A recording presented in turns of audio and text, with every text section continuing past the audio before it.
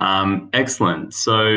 I'll open today by acknowledging I'm dialing in from the land of the Gadigal people of the Eora Nation and pay my respects to elders past, present, and emerging, and extend those respects to any Indigenous people here today. And also extend those respects to the various lands. I think we've got people calling from Canberra, Adelaide, Sydney. Hopefully, we'll have someone from Victoria join us soon. So I pay my respects to all, First Nations custodians across our land that we're dialing in from. Today is going to be, it's a really, a very exciting day, I think. It's for me, it is actually going to signify, I guess, a major milestone for Give Together. As people know, we started as a very, very informal group, and we don't want to lose that informality. We don't want to lose that kind of casual community feel, but we also want to be able to, be professional, attract people to the group if they do want to join, and also I think really capture our journey and the different proposals and projects that we have supported over the years, and it becomes something that it's easy for us to forget, and so it's great to have a source where we can come to. And I think we're going to spend the first part of today to look at the newly designed website. And it's been a really great year because we had Catherine Buttle design the logo in 2024, and now we're very grateful to have one of our members, Anna Torello, design our website. And yeah, I've worked closely with Anna to develop the website. I think it is extremely impressive, and I think it really, does, I guess, take our group to a place that I think it couldn't be without the website. If for nothing else, it becomes that source of truth, so we don't have to always send out, brochures and explain things, and like it's just really handy that if you're talking to people or if people come, often I'll get the inquiries, and it's just really nice to have that place that people can go to really learn about the group. So I'm going to hand over to you, Anna, but before I do, of course, and I already gave you the heads up that I'm going to sing your praises. But I think not only is the website looking pretty incredible, I think, I hope that everyone in the group, and I'm sure I speak for everyone in the group when I say, we're extremely grateful and like we appreciate the hours that you put into that and what a generous gift it is, for Give Together. And I think that I love that we have members with lots of different types of skills, and I'm really happy that you're able to apply your skills to really help us, create something that's a fantastic artifact for us as a group. And I guess I always think about these things like if you were to do that commercially for your job, it would well surpass the kind of annual contribution that you're making. So I think it's an extremely generous gift that you've given us, and it's very exciting. And I am just quickly. I also look at other kind of more formal giving circles and similar kind of organizations, but on a much like people are running this as their job. And they do exist. And I really think that our website is on par, if not better than those. When you look at the kind of journey that you're taking us through when we go onto the website, and how clear it is, and how it just captures our brand and our feel. And yeah, so I just want to say a really big thanks, Anna. And I'm really happy that you can launch it today and take us through and yeah, just show us the different kind of features and the thinking around it. And then we'll hand over if anyone has any questions. But otherwise, it's live. So then people can go and play and yeah, explore. So thanks, Anna, and I'll hand over to you now. Yay! Oh, thanks, Tom. Wait, everyone can hear me. Yeah, good. We can hear you. Thank you so much for that enormous introduction. It's been really fun to make it, and I'm really excited to be here today. We're on Ngunnawal country, and Jay and I went for a really nice walk around the lake this morning to catch the air balloons, but we missed them. I guess we woke up a bit late, but we still had a beautiful walk on Ngunnawal land. So, um, yeah, so this website is designed to make it easier for us all to connect and give and see our collective impact. And so, yeah, it will help us increase engagement and make giving easier and grow the Give Together community. So I will share my screen.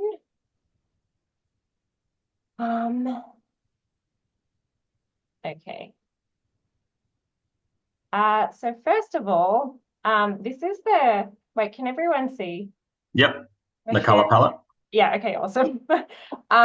This is the styling. It represents the boldness and the kindness and the optimism of the group. It's vibrant and it's inviting and it's warm and high energy. And I think it stands out from traditional not-for-profits, though it still does capture that like a dark violet that has long been linked to philanthropy. And yeah, we've made sure that there's contrast to ensure accessibility and making sure that buttons and things really stand out. I sat with Tom and members of the Kalma family for a while to go over what colours would work best and complement the logo as well. And yeah, really capture that personality of the community. Moving over to the website, it is intended to tell a narrative as users go through each of the page. And so that's through the use of different buttons and tiles and things like that. It is a very simple website, so it's very easy to navigate. And yeah, it aims to communicate the essence and the heart of who we are. So the homepage captures like who we are and then directs people to our other pages, so how it works and the impact, so that goes to our recipients. It has some nice big call to actions to encourage people to join our Give Together, and you'll see this across the website. We've got some wonderful testimonials. We've got Big Tom on the front page, one from Rosa, and one from Amanda in Kuala Lumpur. We go to About Us. Oh, and you'll see in the top navigation menu, this button never disappears, so that it's always in the view of the user. And that's to ensure that, yeah, it's always there and encouraging them to join. So our About Us page obviously highlights our purpose, and then gives a really nice story of how Give Together was formed with Tom and his friend over a shared meal. Again, we have one of our big call to actions there. And then, yeah, you'll see like through this narrative, I've just added buttons everywhere to sort of just take them through to the next page. Our How It Works page goes through our 3 core impact principles. Tom sent me the majority of the copy for the website, and I was really, I really love these core impact principles. I'm not sure if they've been shared yet with everyone, but yeah, I think it really, really captures who we are and what we're trying to achieve. Then it goes down to how it works step by step. And this really reflects the simplicity of the process and highlights that it's member driven. And again, we go to the next page. Sorry, I don't know if I'm going too fast. No. So our impact page shows the diversity of who we've pledged to. It has a big sort of hero image of the most recent pledge, and then goes into all of our past recipients, which is a nice big long list, but still really simple. And each section has a link out to their parent website. And so this not only ensures like transparency from our end, but also provides recipients another platform for like other people to donate to them again if someone stumbles across the website.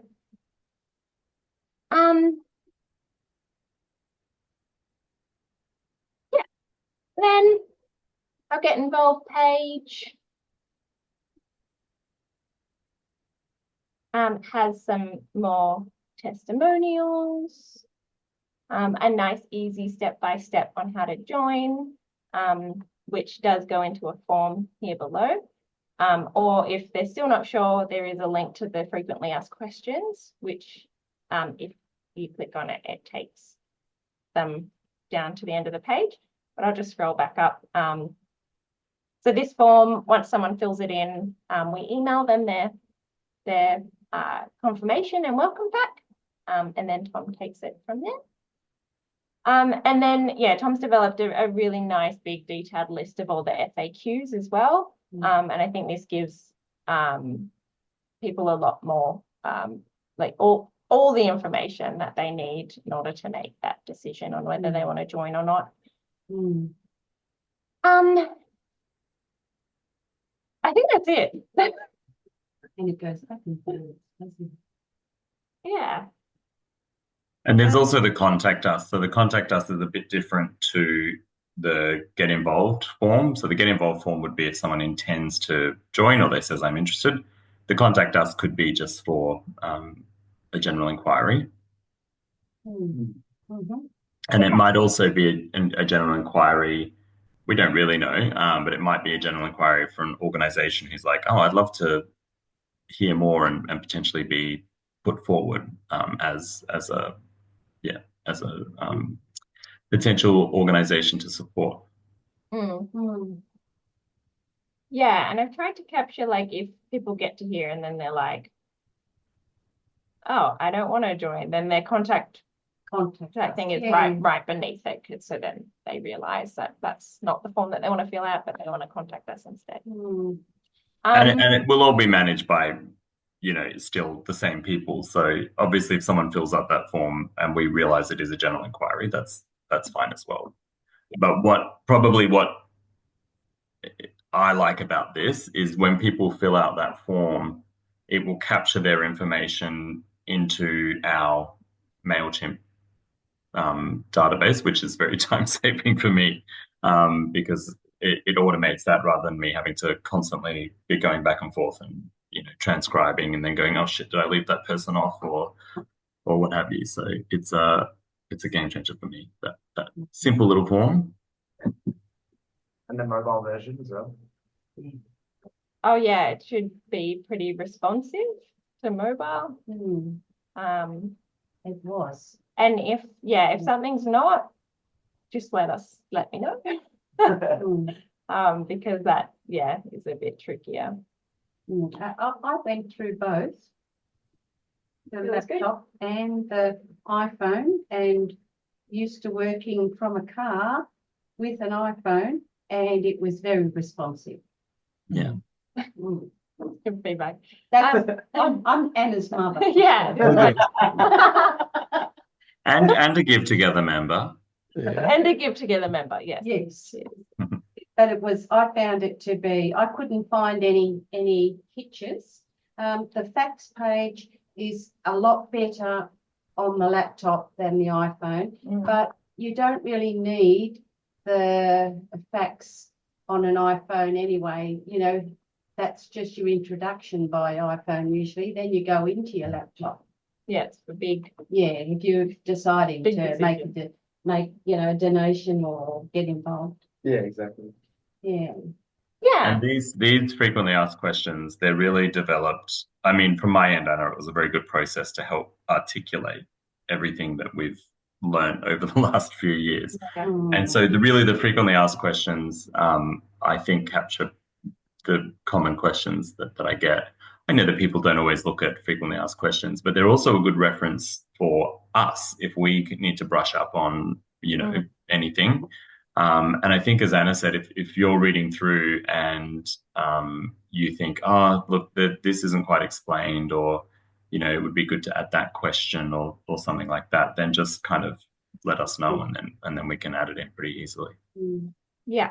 Or even if you have any other ideas, like maybe a section on this would be good. Just let us know. We're super open. And we encourage you to share it with everyone. I'm going to stop sharing. Oh no, keep sharing. Oh, okay. I want to. Alice has got a question, but then I also want to kind of ask a few or point out a few things. Okay, Alice. Thank you. It's looking amazing. Not at all biased. I love it. My question is, are you still looking for people to give you testimonials to build into the page as well? That's good. Thanks, Alice. That was one of my things. Do you mind if I That answer? was not staged either. That was a genuine question. It feels like it was pre-organized, but it wasn't. If you scroll down, Anna, to one of the testimonials, so what you'll see with the testimonials is it will you can scroll through yourself, or it will, after like 10 or 20 seconds, it will go to the next person. At the moment, the answer is yes. Now, we might not use all the testimonials on the website at once, but we would love to have a catalog of testimonials so that we can cycle through them. I think you'll see those 3 headshots are pretty great, but like this headshot from Marion, which I love, it's not a professional headshot, but it really captures who she is. So it doesn't don't feel like you need look at Anna, so professional. Don't feel like you need like a really professional headshot or anything.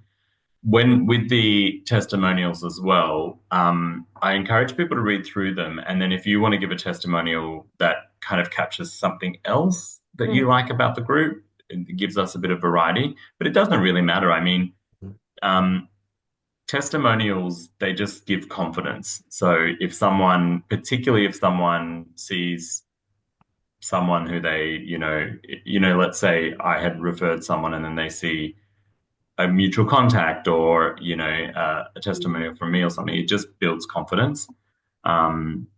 So yeah, I think anyone at any time can provide a testimonial. Generally, anywhere between 1 to 2 sentences. I'll always have a go at kind of, if it's too long, working with you to cut it down a little bit. So that's not really a problem. And then at any point, if you leave the group or if you decide you don't want it there, you just let us know and we'll take it down. I think it's also important to flag that it can also be first name, last name, or just first name. And if you don't feel comfortable with your state or territory as well, that's totally fine. Yeah. People can share what they're comfortable sharing.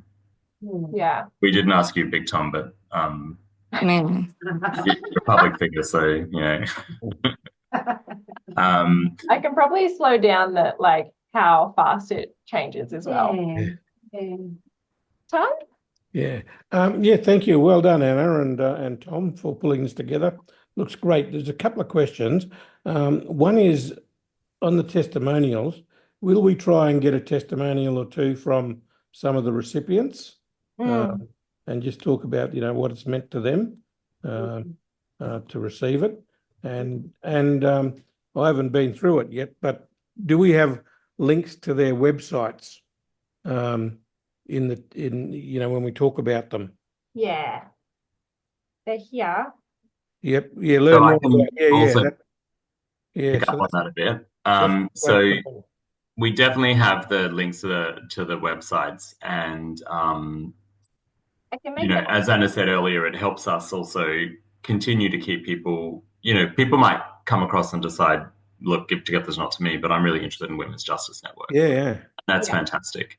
Yeah. But the other thing is, and this kind of feeds back to Alice's question a little bit, and then maybe Anna, after this, you want to talk about what the next steps are with the website, because this is the first iteration. But one thing we would really like to do is bring video in, and particularly, I think video makes it much more accessible for people, and it's also much more engaging in many ways. And we'll have a few different types of videos. So one would be, maybe a video of me or another member explaining the model a bit. If we can over time get some video testimonials of members who kind of can then speak a bit more in detail about why they're involved, I think that that's pretty powerful. And then the other thing is, as you were saying, Big Tom, is any sort of testimonial from the people who received it, I think, is really powerful. It's powerful in terms of attracting new people, but I think it's really powerful for us internally as well to know, what the impact that we're having is, and that helps us remain confident and engaged. You'll see when I go through the new form in a minute, there is now going to be a question on the form about, would you be happy to, have your content captured for the website? I think incorporating some sort of either written testimonial or video testimonial would be good. Each of these sections, I think we can expand upon, as we go along. We just wanted to get something ready to publish, but I think it's a good idea because I think that also builds confidence. Okay. Well, the other two are, you don't need long answers now. But one is, does it cost to maintain the website? Like, that you mentioned about the chip monkey or monkey chip or whatever that you're having the database. Do we have to pay for that, or is that a freebie? So MailChimp is free at the moment. The short answer is we do pay very small costs. So there is a hosting fee, which is charged to Wix. Is that right? Hosting? Anyway, there's the platform that we build the website on is a small amount. It's about $300 over 2 years. And then the web domain hosting, so to get the domain for givetogether.com.au is like, it's really nothing. It's like, I don't know, $50 for 5 years or something. Now, what we want to do is find a sweet spot here where we don't want to become too formalized and corporate, but some of these things do take costs. So I have canvassed a few people. I think in future there might be a need to see if everyone can, it would only be about $5 to $10 on top of your annual donation. It would be a small fee to cover those kind of costs. But yeah, it's definitely, it's a small cost at the moment, I would say. Or the other is just to get somebody to sponsor the hosting of the website, which I'm happy to do anyhow. But that's the other way to cover that cost. And the third question was, at a future time, will we try and make it more accessible, the website? Yeah, I'll let you speak to that, Anna. There's still a few, there's a list of things that I want to go through to improve the accessibility of it. So I'm still to go over that. But it's definitely a top of mind. No, that's fantastic. Thank you. Thank you. I think also then in terms of the future steps, the other kind of main thing, which again Anna and I discussed, and it's not urgent, but in the future we may try and create a members only area. So that would be like a password protected area that members can go into, and then you can pull information. So you might be able to see, like, what we could put on there would be the forms that you might need to fill out. We could have all of the previous nominations. So people might want to go back and review them or revamp them. And it might also have some, I guess, links to videos that are resources for the members. So like a members section, I think would be helpful. I guess, again, it's about centralizing that one source of one place to have the information. So again, I think that that's something that will be on the roadmap, not necessarily something we'll be doing immediately, but that would be a very helpful, hi Stephen, area to have. Yeah, and anything else. Oh, and the other thing is, look, Anna talked a little bit about it, but there was a lot of thought and design around everything, like the fonts that we use, the color scheme and whatnot. And what I really like about what you've created, Anna, is that it's not too text heavy. So there's a really nice balance of pictures and text, and the pictures really fit within our brand and you know what we're trying to kind of I guess be. But what we want to do over time is to start to include more pictures of us. So if we have a gathering, you know, and we might put a call out to our members and say, look, if you know any photographers or like friends who have photography as a hobby, to come along and just capture, you know, real images, because a lot of the images are stock images and they're fantastic. But we want to, as much as possible, have our images on there. So that will happen, I think, over time as well. Likewise, with each of we're still waiting to hear back from some people, but we'll ask the same of the people we support. Like, you can provide us with real images and we can, you know, use that. So that will be, the images, I think, will also kind of change over time, but it'll all stay within the same color scheme and kind of branding and font. Yeah. And with the members area, the vision, ideally it'll also have like a discussion board sort of area where we can all go and chat to each other, and maybe even an area where you can upload documents instead of sending them by email, like your proposals. Yeah, things like that. But not there yet. No, but that's on the roadmap. Anna's got to get married first. I do. I'm a wedding. Got to put the website behind her and focus on the wedding. So I guess the next step in terms of this, so the website's live. We'll send around an email, but you can just go to givetogether.com.au and start exploring. We also have a Give Together LinkedIn page. So if you're on LinkedIn, I strongly encourage you to join that. From a LinkedIn perspective, what I will do is I will share that the website is now live. I have a few social media tiles prepared that I'll just run a kind of campaign over the next the coming weeks to just draw a bit of attention to it so that people know that the website is there.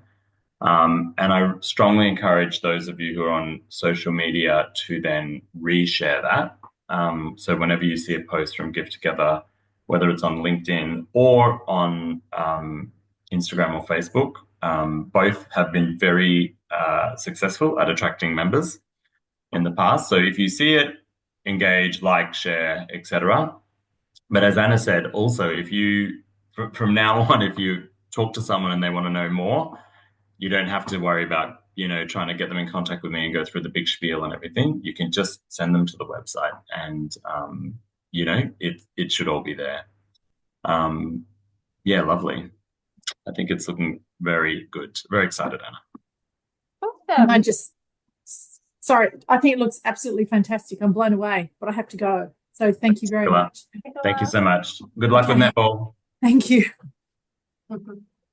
Thanks. All right. Oh, Sandy's joined. Hello, Sandy. Oh, Sandy's on mute. hi, Sandy.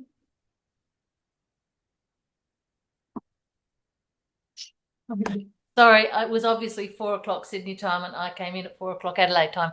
Sorry. That's all right.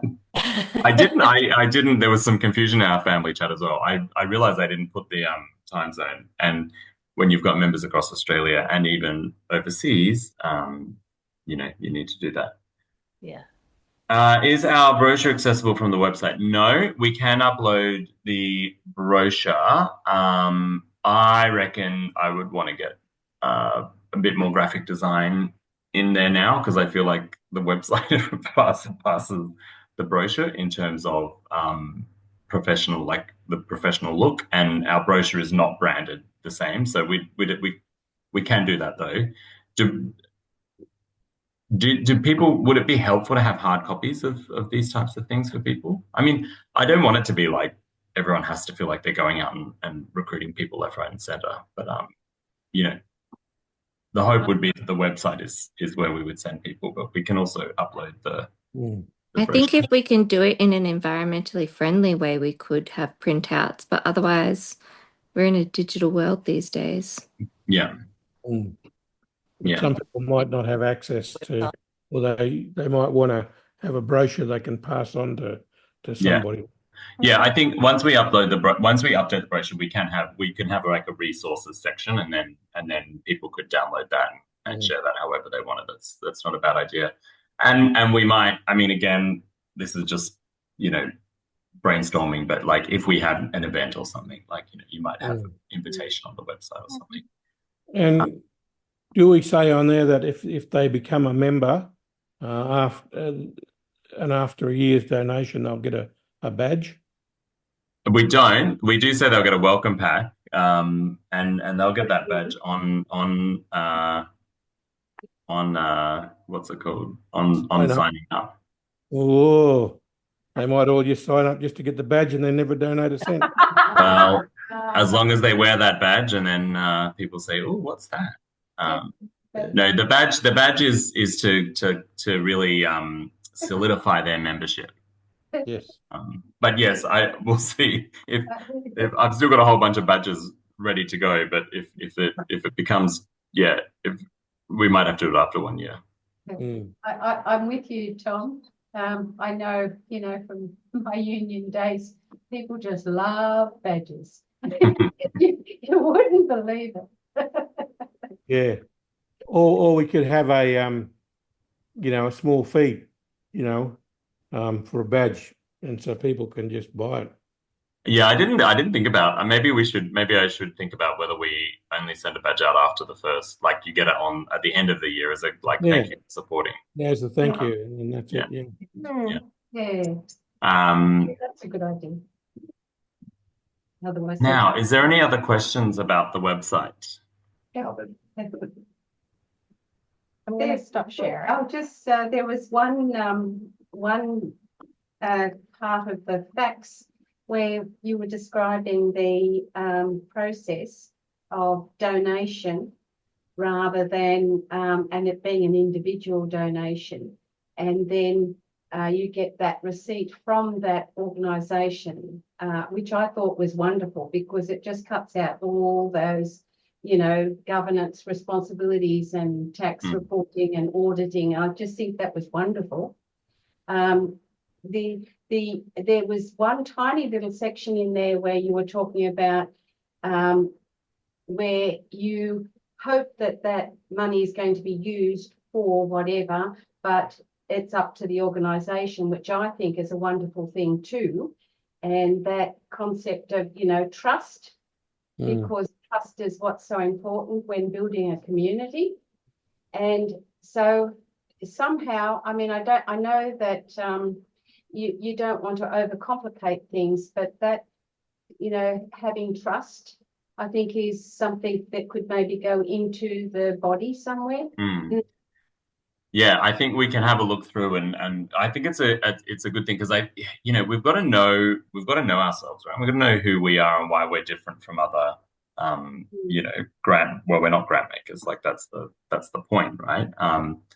And I think, because it is really attractive, well, at least for me, to be able to say, look, we're here to resource work that organizations are doing on the ground, and you know, we package it up in a project, and we expect that if they're asking for money for that, then that's what it will go towards.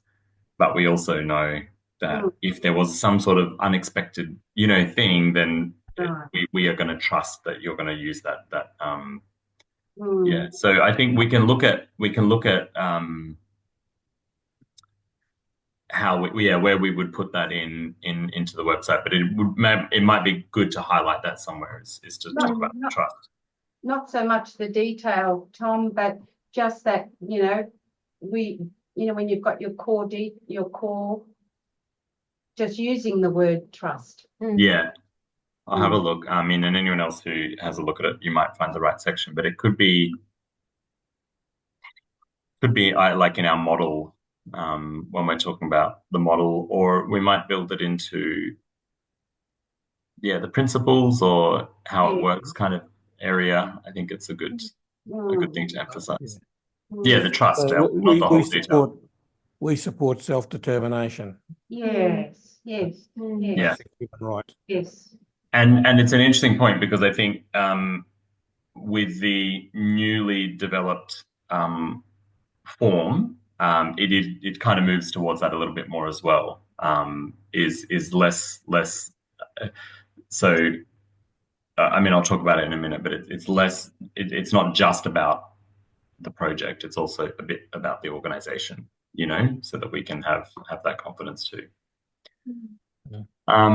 Well, actually, if there are no other questions on the website, I can start to talk about the proposal form, if everyone's happy.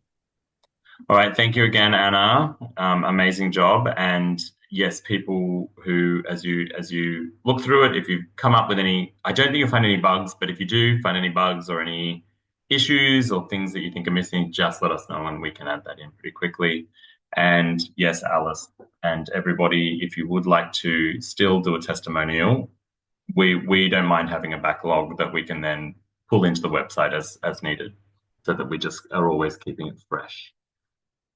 Okay, so what I'm going to do is share my screen now.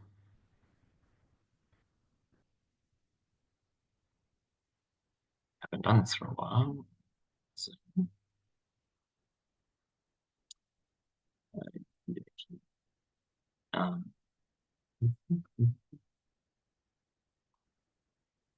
now, can you see my full screen now? Yeah, okay, great. I created this in Canva, and I've never used Canva for presentations, so it is pretty minimalist. My apologies in advance. But we're entering into the part of the year, the exciting part of the year, really, where we start to ask people to submit projects or proposals for projects that they would like to see the group support. So I want to take a moment now to walk through the process. I know we've got a few new members here today who might be putting in a proposal, so it's a good time for us to recap on this. So briefly, the way that the projects or the proposals work at Give Together is that all members are invited to share a proposal, or submit a proposal, I should say. And so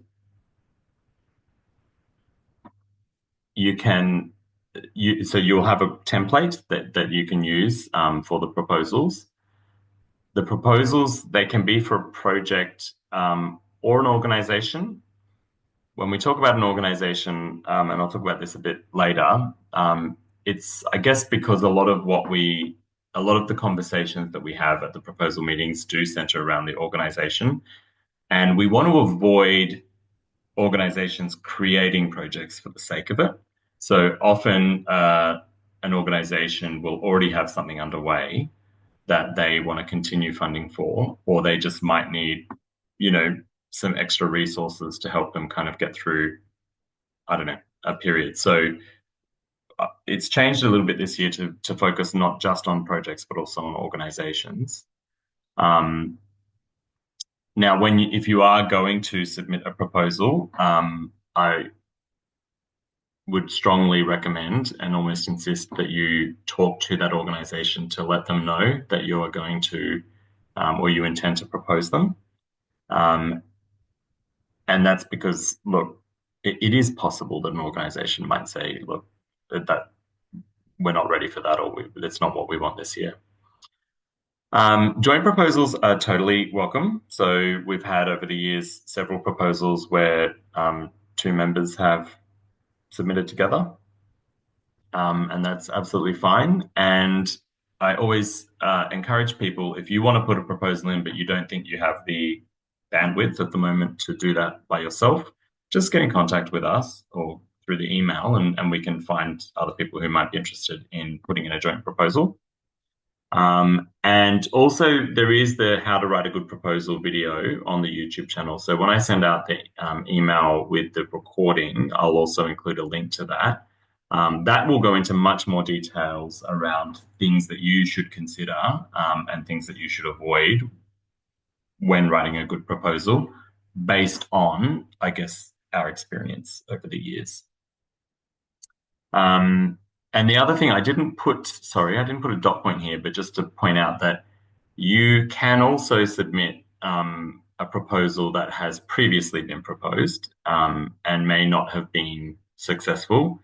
You can also indeed submit a proposal for an organization or a project that was successful. There's nothing that would stop you from doing that. So in terms of the new form, we're trying to design these to minimize the administrative burden on both the organization, I mean primarily on the organization, but also on the Give Together member. Like, we don't want it to be a huge process, and we don't want people to be stressing out about the projects or the proposals, I should say. So they're designed to try and be a lighter touch. You can complete the form, or the organization complete the form. It really will depend on how well you know the organization and the project. If you are going to, I think probably the most common is that the organization, you would send the form to them and say, can you have a go at filling this out? Just if you do, remind them that, you know, it's not a super competitive grant. We'll generally only have 5, you know, organizations putting in proposals rather than, you know, 600. So they don't really, I don't want people to be putting in huge amounts of time to try and stand out or anything.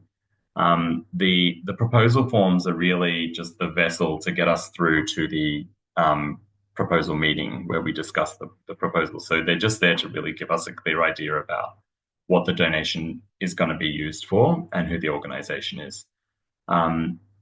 I would also recommend that if the organization fills out the proposal, the proposing member should also then go through that and make sure that it's really aligned with, you know, our goals as a group, and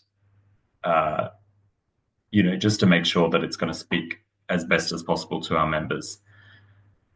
I think it can, and I would actually encourage to include links to other resources. So some organizations have created videos or reports or you know, what have you, that can strengthen their proposals. So they can just add the links into that, and then, you know, members can use that to then explore further.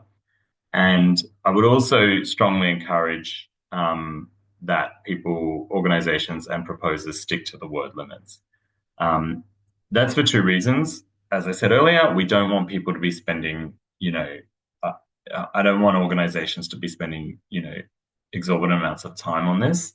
But also we want to try and have a fairly consistent proposal come to us. So we don't want one proposal where, you know, they've stuck to the word limit and then the next proposal is, you know, War and Peace. Like, it makes it very hard for us to compare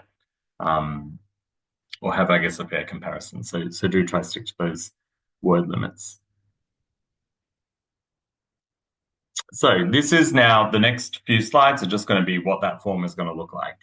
It will be obviously in a form, but the first page will just be, or the first section, organizational name, their website, the best contact person and who they are, phone number, contact address, and DGR status. So with DGR status, I might even turn that into a tick box. In general, we will only support organizations that can issue a tax receipt. So it's important for the organization to identify that they can. That said, over the years, several of the projects or the organizations that we have supported don't have DGR status and cannot issue a tax receipt. However, they auspice it through an organization who do. So this part of the form is just for them to provide the auspicing details so that we can also check out, who they're auspicing that through. So that's just capturing information at the beginning. Likewise, with the organizational overview, I've put in a little bit more detail here based on a lot of the conversations that I've heard over the years to get a better idea. So again, with Give Together, we're kind of a co-op, so there's no hard and fast rules, but in general, the size of the organizations we have generally supported have been between the 1 and 3 million, sometimes 3 to 5 million. What this will just help us do is it just helps us understand the size of the annual kind of turnover of the organization so that we don't have to go hunting for it. I think that if your organization is more than 5 mil, it doesn't mean that we wouldn't necessarily support them. But I think that would probably, what we look at when we look at our impact principles is having that kind of high impact. And so if we had a $50 million organization and we're giving a $50,000 donation, it's just not going to have that impact. This is just a tick box to kind of indicate the size of the organization. Main source of the funding, again, it's just for us to understand, I guess, how that organization is funded and what their kind of makeup is. It just gives us an idea about that. I'd say most of the organizations who we have supported are reliant on government grants, but most organizations probably also have multiple fee structures. So that, again, this is not assessed or anything, it's just for our interest. And then this question about what is the greatest funding challenge to your organization or this project, that will have, I guess, the reason I've added this question is it will help us a bit understand around that equitable impact. So, is this a project that is otherwise hard to get funded? But I think it's also interesting for us to understand what, in general, organizations are struggling with, because that might help us in future look at how we can be a bit more directed or strategic with our funding. So,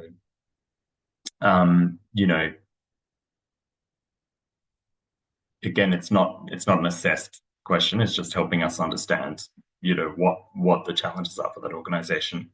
In terms of the question around international,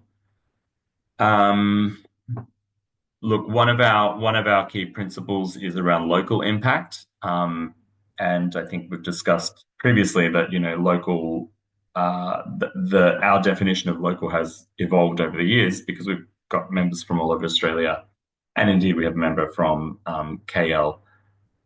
Look, I think as long as they can issue an Australian tax deductible receipt, there's no reason why our group wouldn't consider an overseas project. I know that last year we had some people who were doing a lot of work in East Timor present to the group, and they're an Australian charity, they're an Australian group. The delivery of their work is in East Timor because of that's the focus of their organization, the issues that are happening there. So I don't think there's no rules that would prohibit us from doing supporting an overseas organization. That's a matter for the group to discuss, I think, with what we wanted to support on any given year. Similarly, there's nothing to stop us from supporting a cause that supports animals or anything like that, as long as they can provide that tax deductible receipt.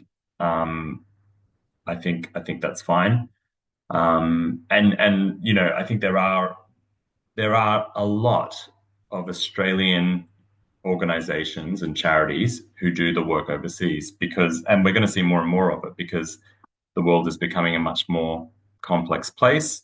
We're having a lot more people seeking refuge or migrating to our country who, you know, are building lives in Australia, but also have those lives in their home countries. So, look, for me, my thoughts are I would love to hear more organizations that we might support in that category. It will be up to the group about what we decide to support on any given year. Also, just in terms of the chat, I can't always see it. So if I don't answer your question, just unmute and yell it out. The next section is then kind of starting to get into the meat of the proposal. So the project overview. So it's just starting with what's your organization, your mission, your purpose, 150 to 200 words roughly. That just is helping us understand the organization. Then the next question is around what's the problem that you're trying to solve. Now, this could either be your organization or this specific project. That is about helping our group, the Give Together members, have context around what the problem is, because it might be in an area that we have no idea about, and I would never want. I want every proposal to have equal opportunity to be able to articulate that, and not have the group just gravitate towards things because we might have more awareness of that particular issue. So that section is really about the organization being able to help us understand why that problem exists. And then again, max 250, it can be less, but it's about, and by the way, I said 250 because that's about half a page. I think that's actually quite a lot of text, but you know, so it doesn't have to be 250. But the next question is, how will your organizational project address the problem? Through our donation. So they might already be addressing it, or this might be a new project that they want to try and address the problem. And again, that's just saying, here's the problem. This is how we want to kind of have a go at solving that. And then what changes do you expect to see? So this is just kind of helping us. They don't have to go through a full program logic or outcomes and things like that, but it is just helping us understand, okay, so if we're going to give this $50,000 donation, this is the problem that's trying to be solved. This is how the organization plans to solve that problem. And then this is how, this is what they would expect to see, you know, the change that they would expect to see. So, you know, it could be, if we think about the Women's Justice Network, we supported the continuation of a project officer who was working with women, you know, coming out of prison and kind of getting back into, you know, I guess back into life. And so I guess that section about what would we expect to see is you know, the low recidivism rates or the increase in XYZ.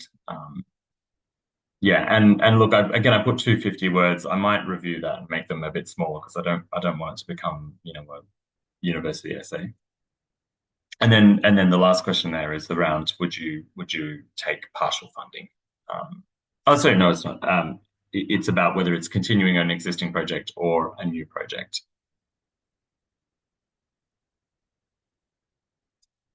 So then it's about the funding and the budget. So I think I will provide a template for the budget. So how we use the funding, that's just the budget. Again, it's when you're talking to people, if you're going to do a proposal, it's really important that we explain that there's no acquittal process. And so this kind of comes back to the trust that Bev was mentioning earlier. We ask for an indicative budget just to help us understand where that money is going to. Like, is that going to be just for wages? Is it going to be just for resources? Is it going to be to host an event? We do not need a really broken down, you know, budget where every $1,000 is going to go, because at the end of the day, we're trusting that the organization is going to use this funding for that project. or if they can't use it for that project, at least it's going to, you know, be used in a kind of good way. How they do it, you know, I guess it's not something that they'll ever have to report back to us. This just helps us understand. And I think it is important that we understand how that funding would be used, because you know, it has been something that has been discussed over the years. I guess that there have been some proposals where the way that the budget would be used, I guess, has created some kind of question marks as to, well, is this actually enough funding to achieve what it needs to achieve? Yeah, so that's kind of what the purpose of that section is. Then there's the question about, would you receive partial funding, accept partial funding? Can you issue a tax receipt? And then I've added in a link, because this has come up a few times, about a link to the annual report, should they have one. This is because most of the time it's fine because it's on the website, but sometimes it's not. And I know that a few members, myself included, really like to understand the organization and what the organization is focusing on. And yeah, so look, they don't have to, it's just there if there is a link to the annual report. And then finally, there's just a small section on measuring impact. So it's just about how you know if it's successful. So this is similar to the previous section, but this is more just an opportunity for the organization to say, you know, this is what we want to see. Like, this is how we'll know that we've been on a good thing. And then will you be able to report back on the outcomes? And this is, again, similar to the question that Tom asked earlier, which is around testimonial, or can we share some things on our website to be able to see that it has had that impact. When you're talking to organizations, I just want to be really clear, and I might add this in the description of the question on the actual form. Again, there's actually no reporting requirement. There's no acquittal. There's nothing to say that they have to do it, but it would be our preference to have some sort of update, I think. It really helps us understand that we've had the impact that we want to have as well. Or if we haven't had the impact, that's okay. Maybe understanding, you know, why that might be. But I'd love if organizations were able to kind of share a report on this. And when we were calling out for content for the website, for example, I contacted Corey Tutt, who is the CEO of Deadly Science, and, you know, checked in how things going. You know, we gave the money a few years ago. I don't know if you remember.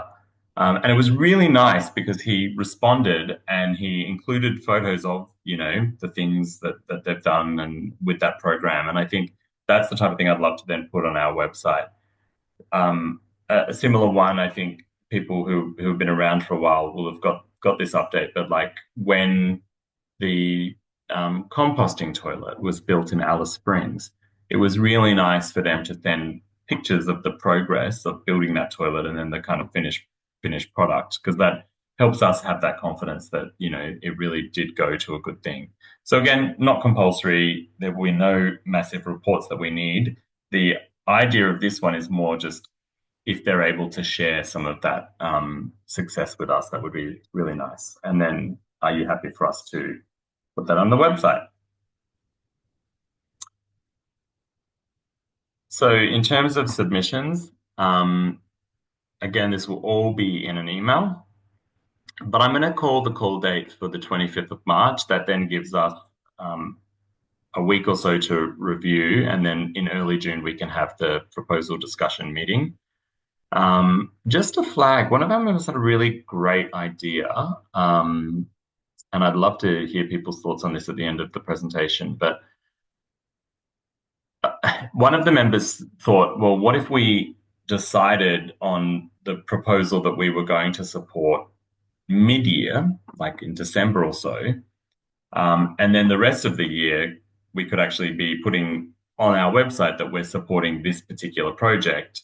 And so as people come to the website, that might be something that they're interested in supporting. So, you know, it's something I'm open to in future, maybe not even mid-year, but maybe if we decided at the end of March next year you'd have a quarter where people might still go to our website and go, oh, I'd really like to back that project this year. So there's something to think about. But for this year, the 25th of March will be the due date.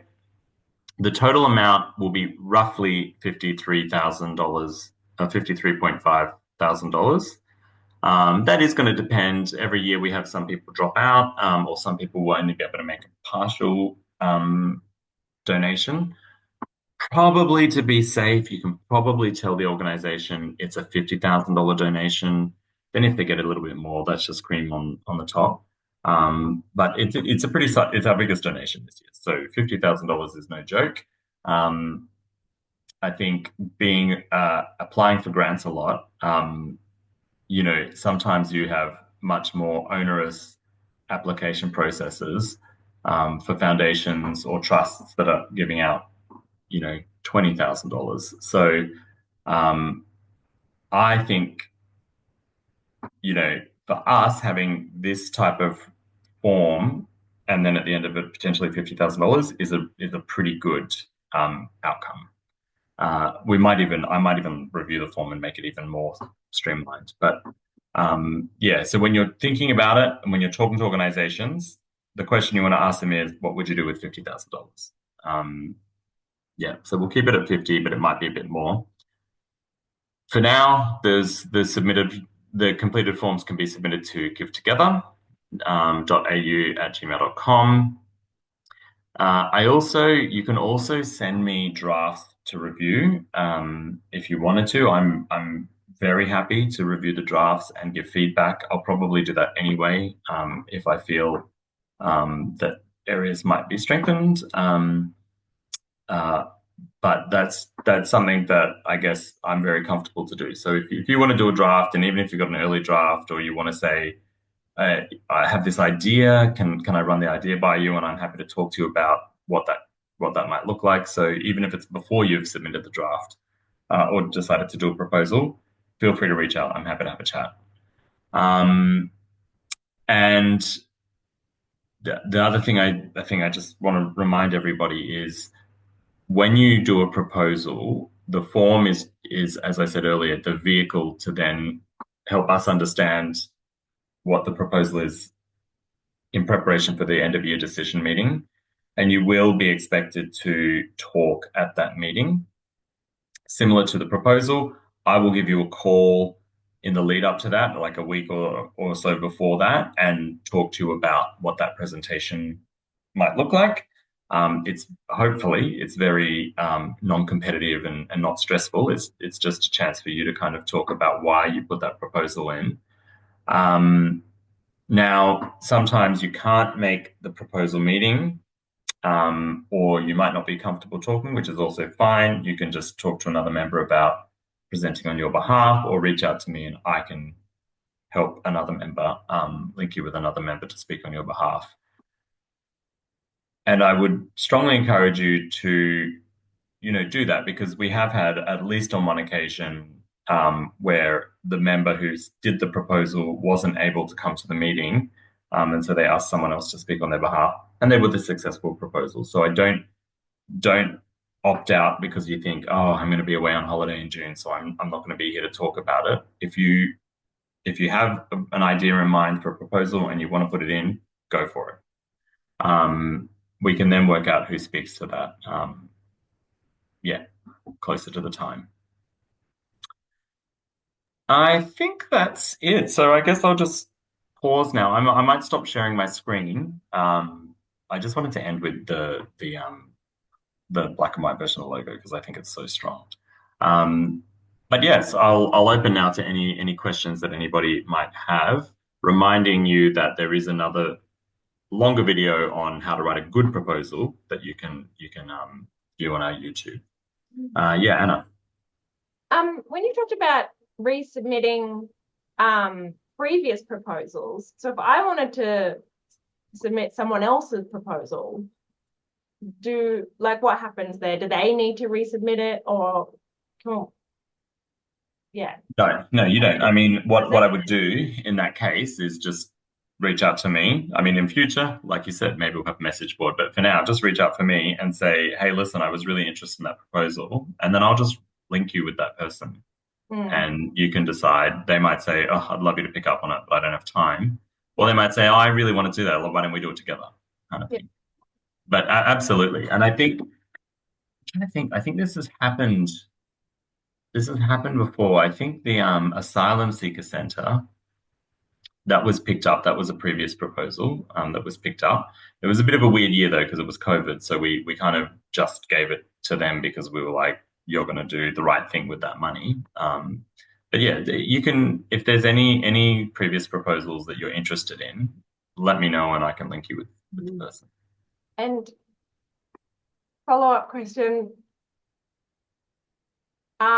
is there somewhere where new members can see all the previous proposals? I know at the moment, using the members area to be, but yeah, at the moment, no. However, what I can probably do is just put them all onto Google Drive and give people access to that. You can share, someone jump in here, but you can share a Google Drive with anyone, right? Even if they don't have a Google account. Yeah. Yes. Not Yes. organisations. Yeah. So yeah, we can do that.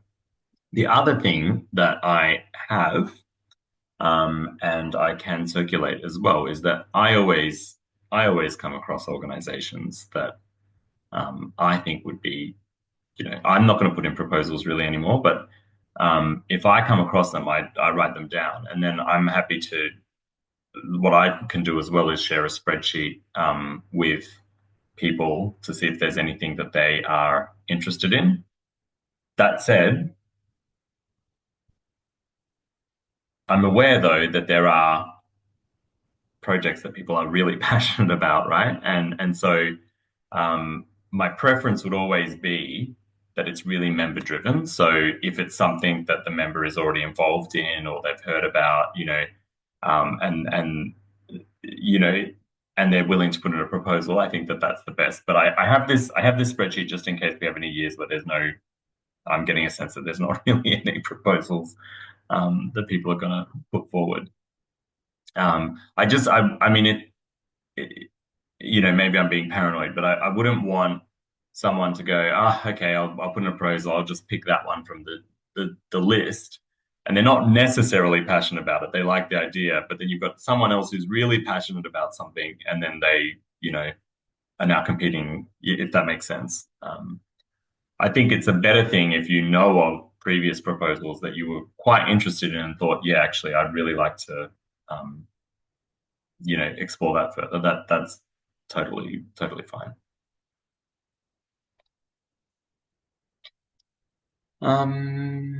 Any other questions?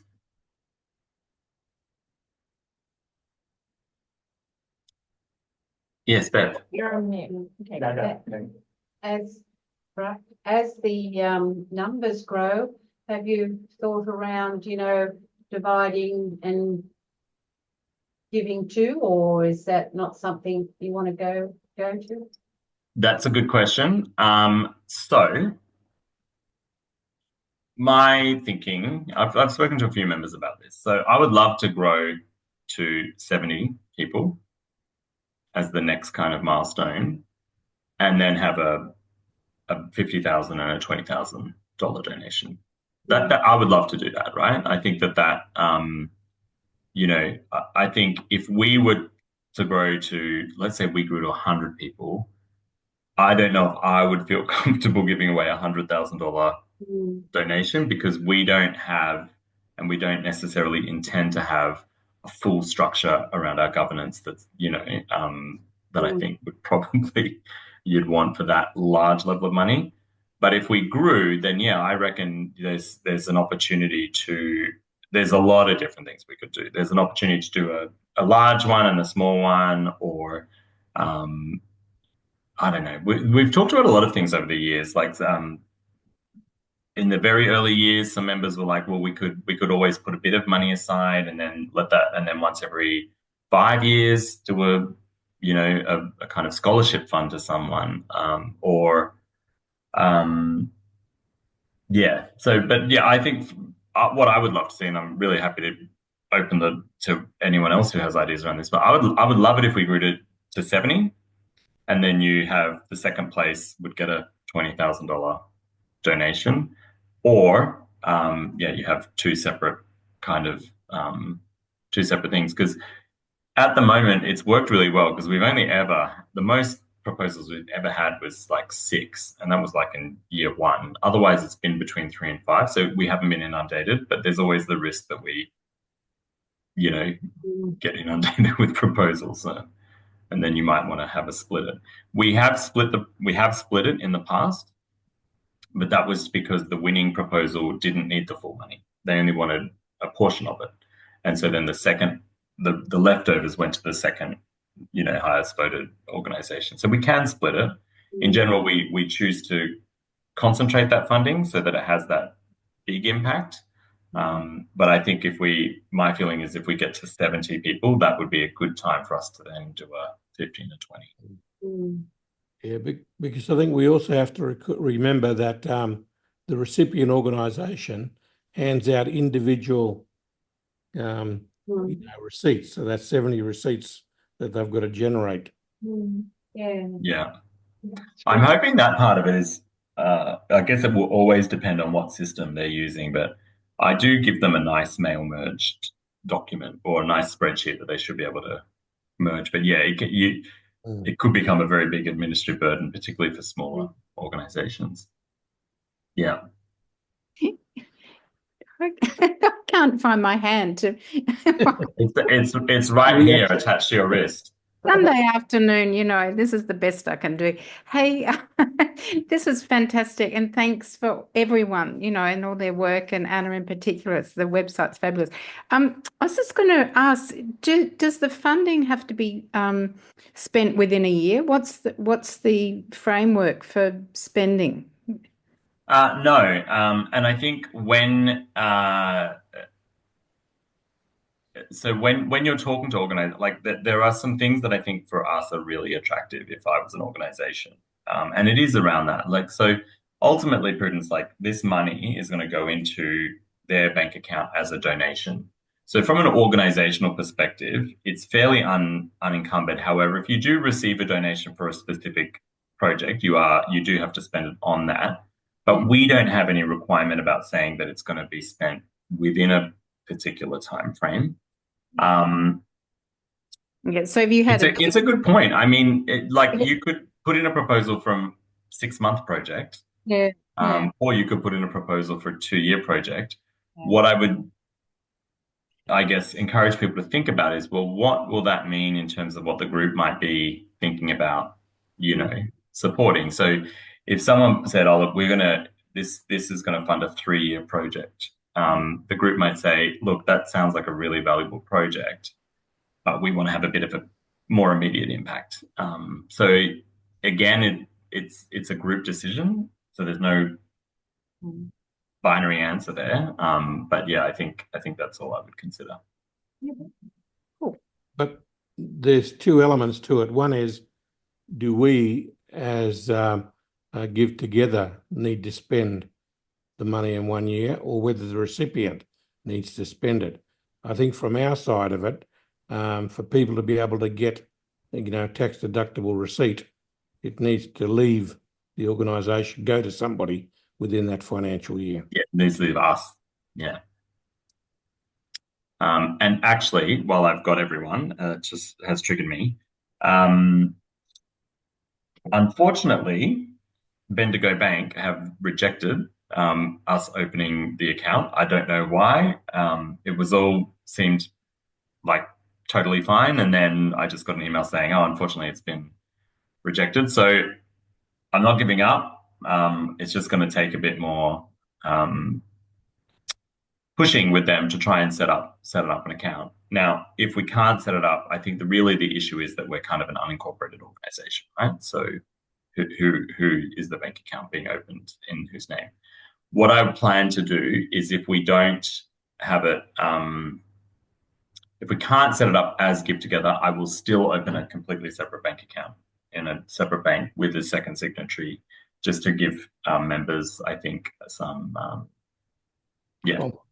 confidence, and me as well, like And so the way that it was going to be structured is we're going to have a Give Together bank account. Myself, Alex, who is another member, we're going to be signatories, which would mean that anytime we want to send the money out of the account to the organization, we would both have to be there to approve that. So it's been a stumbling block, and very disappointing because they were very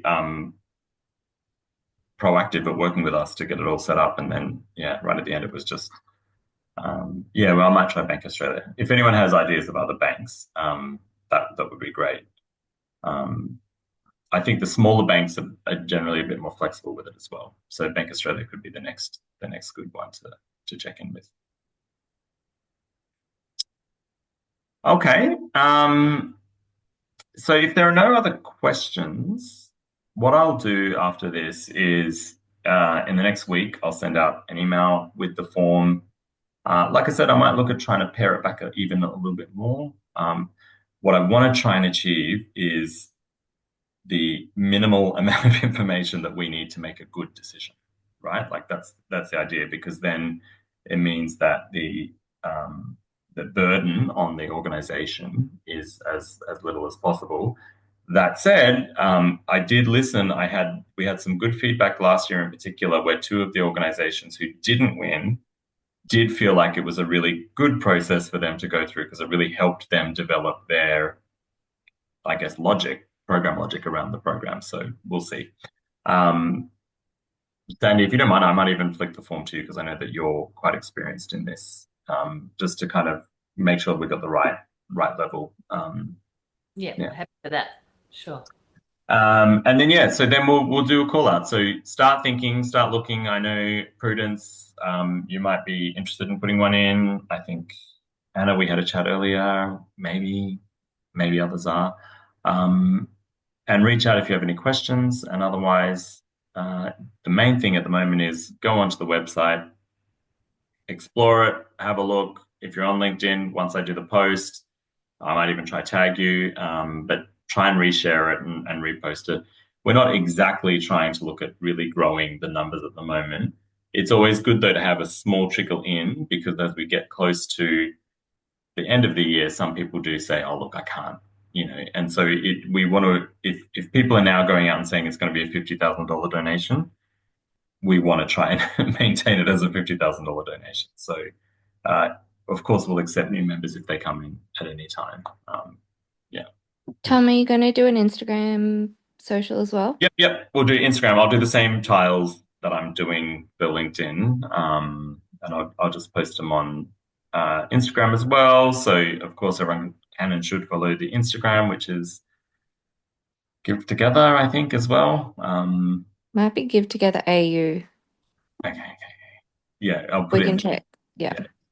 Whenever you get the emails from us as well, at the bottom there'll be the LinkedIn and the Instagram tiles. We're not on Facebook, but you can just go on, click those, and it will take you through to the page. But all social media that we're on will do. Great. Well, thanks everyone. Again, Anna, massive thanks to you. And I really look forward to the proposals that are going to come in. Big thanks to you as well, Thomas. You put in a lot of work and hours to this as well. Yeah. Oh, good. But Anna, the website's amazing, and doing that outside of your, full-time job and planning a wedding is awesome. Yeah, fabulous, Anna. Thanks, Anna. No, it's been awesome. It's been really fun. Bye. See you all. Thanks, Ciao. Oh, Stephen, did you win? Did you win for Tom? No, I lost 2 games out of 5. Oh, too much pastis. This is from 9 o'clock until 3 o'clock this afternoon. It's Oh my God. Oh. 3 out of 5's a win. All right. See you all. Okay, bye. Yeah, bye. Thank you. Thanks, bye.